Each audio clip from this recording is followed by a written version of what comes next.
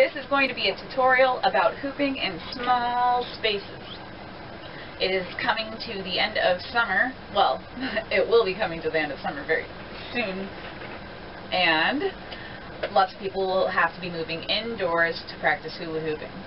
Now, lots of people cannot or do not have access to gyms or indoor places where they can practice. So they have to deal with either not hooping or practicing in their room. And lots of people get really frustrated when this happens because, you know, you're being forced into such a small space, so what are you supposed to do? So I decided to make a video on things you can do in a small space, because you can hula hoop and you can practice things. The first thing I'm going to talk about is isolations. Isolations are perfect things to practice in a very small space.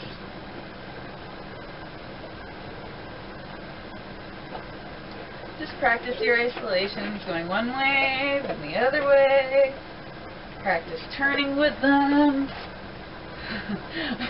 Of course, sometimes it's hard because things get in the way, like the ceiling. My ceiling's really close. There's a wall right here. There's a wall right there. There's a table right here. There's a dog right here and a TV. So, you know, this is what I gotta work with. So this will help you guys too. All right. So isolation. Practice one side. Practice the other way. I'm not very good at going the other way. Then use your other hand. Practice isolations with your other hand. Obviously, I'm not very good with the left hand. And then go the opposite way. Again, practice twirls. Practice visual isolations, making it look a little bit cooler. Then you can do some other things.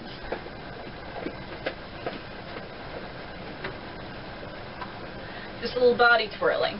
And it's easier if you're using a smaller hoop, obviously, because having a small space, smaller hoop, only makes sense. So you can practice different off-the-body moves and then on-the-body moves in a small space. Obviously, everyone's small space is going to be different. Mine is long and then very, very short across.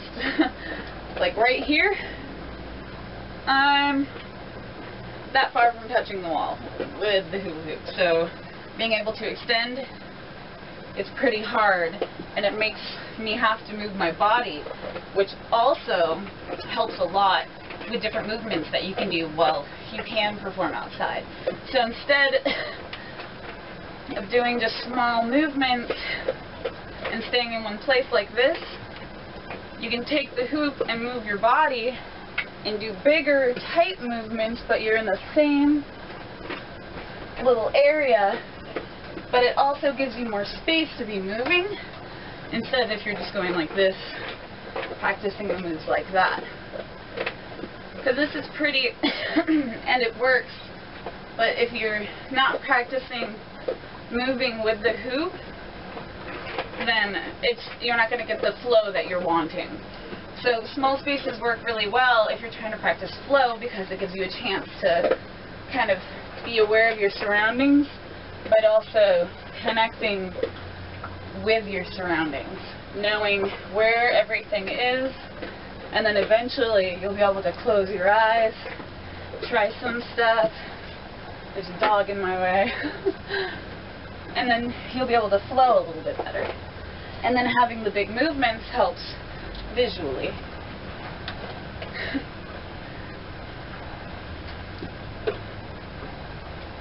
Obviously, throws in a small area is pretty hard to do, so I just keep it in front of you, to the side, little rolls.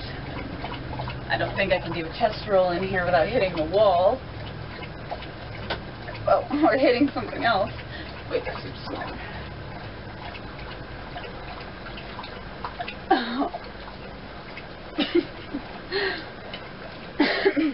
Maybe if you want, you can practice some nose hooping.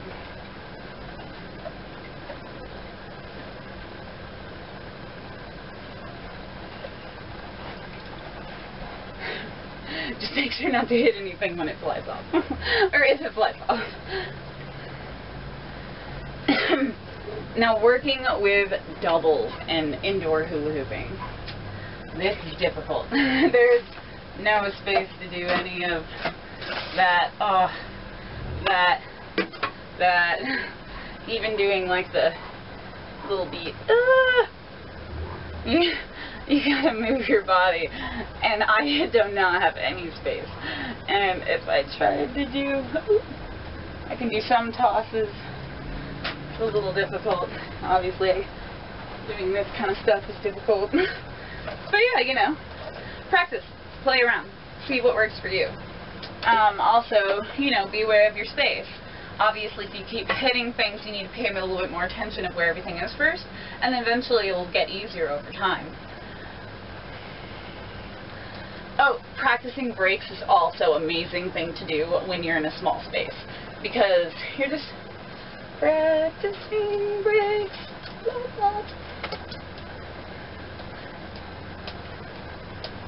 And again, practice with a smaller hoop.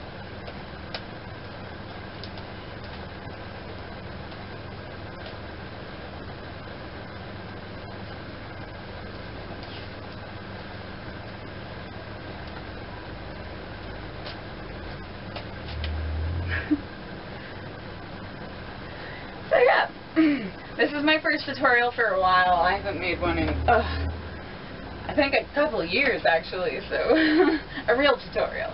So this is my first one in a while, like I just said, and I hope you guys enjoyed it. I'm going to make a weight loss tutorial very soon.